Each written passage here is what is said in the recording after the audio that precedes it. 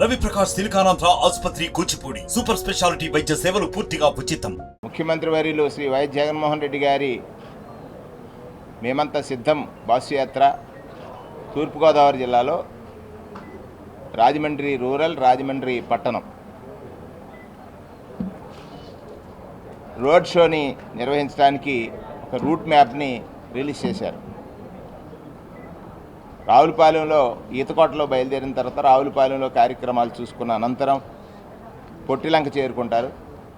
అక్కడి నుంచి మోరంపూడి జంక్షన్ నుంచి లెఫ్ట్కి తిరిగి Tadithota, Churchipeta junction, Azad Chowk, Devi Chowk, corporation office, Seethampeta, paper mill, తర్వాత గమన్ బ్రిడ్జ్ దగ్గర హైవేలోకి వారి ప్రయాణం సాగుతుంది. ఈరోజు రాష్ట్ర వ్యాప్తంగా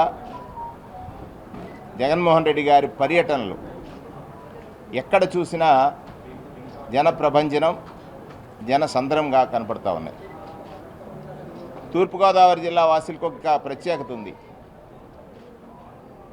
గతంలో రాజశేఖర రెడ్డి గారిని కడప జిల్లా కన్నబిడ్డ అయితే తూర్పుగోదావరి జిల్లా ముద్దుబిడ్డ అని పిలిచేవారు. మరింత పెరిగినటువంటి అభిమానంతో శ్రీ జగన్మోహన్ రెడ్డి గారి యొక్క రోడ్ షో ఏదైతే నడుస్తుందో రాజమండ్రి రూరల్ ప్రజలందరూ కూడా తరలి వచ్చి ఆయన దుండగుల యొక్క దుష్టత్వానికి లేకపోతే వారి యొక్క దాడి నుండి బయటకు వచ్చి మన జిల్లాలో అడుగు పెడుతున్నటువంటి తరుణంలో వారిని ఆశీర్వదించడానికి వయోభేదం లేకుండా అందరూ తరలి రావాలని, వయోభేదం లేకుండా అందరూ తరలి వచ్చి ఆయన్ని ఆశీర్వదించాలని కోరుతా ఉన్నాం.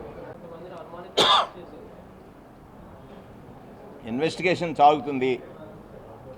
సీఎం గారి పైన దాడికి ఆనాడు ప్రతిపక్ష నాయకుడు చేసిన ప్రకటనకి, ప్రతిపక్ష నాయకుడు ప్రజాస్వామ్యంలో హింసకు తావులేదు, నిర్మాణాత్మకంగా వ్యవహరించాల్సినటువంటి ప్రతిపక్షం, నిర్మాణాత్మకంగా వ్యవహరించాల్సిన ప్రతిపక్షం దానికి భిన్నంగా వ్యవహరించి హింసను ప్రేరేపించడం అనేది ప్రతిపక్ష నాయకుడు లేదా ప్రజలు కూడా ఆలోచించాలి.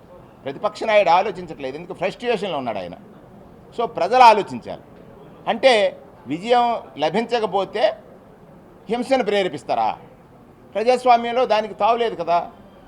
తావులేనటువంటి ఒక మాటని ఆయన అన్నాడు కాబట్టి రాళ్లతో కొట్టండి, ఏది ఉంటే అది దాంతో కొట్టండి అన్నాడు. సో చూడండి, మొన్న వాలంటీర్స్ని పెన్షన్ పంచకూడదన్నారు. నిమ్మగడ్డ రమేష్ గారితో వారు ఒక పిటిషన్ వేయించారు ఎలక్షన్ కమిషన్కి. వేసిన అనంతరం పెన్షన్ల పంపకం జరగక ప్రజలు జరిగిన ప్రజాందోళనని గమనించి మాట మార్చాడు.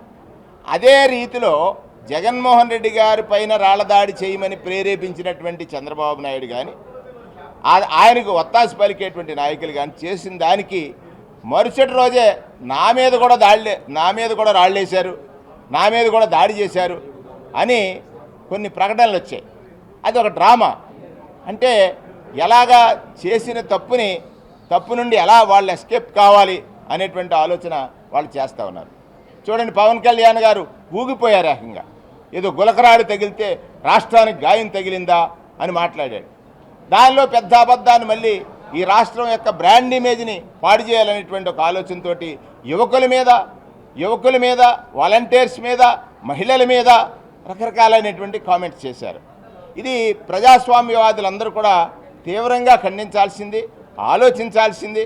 అధికారం కోసం ఎంత తప్పిదాలనైనా చేయటానికి సిద్ధంగా ఉన్న ప్రతిపక్షానికి అధికారం కంటే ప్రజాసేవే లక్ష్యంగా ఎంచుకుని దానికోసం అధికారం అడుగుతున్నటువంటి, చెప్పింది చేసినటువంటి, చేయాలని తప్పిస్తున్నటువంటి జగన్మోహన్ రెడ్డి గారికి ఉన్న వ్యత్యాసాన్ని గమనించాల్సిందిగా ఈ సందర్భంగా సభ్య సమాజంలో ఉన్న పౌరులందరినీ కూడా కోరుతా ఉన్నాం. మరిన్ని వీడియోస్ కోసం ఛానల్ ని సబ్స్క్రైబ్ చేయండి, లేటెస్ట్ అప్డేట్స్ కోసం వాట్సాప్ ఛానల్ ని ఫాలో చేయండి అండ్ లింక్ డిస్క్రిప్షన్ లో ఉంది.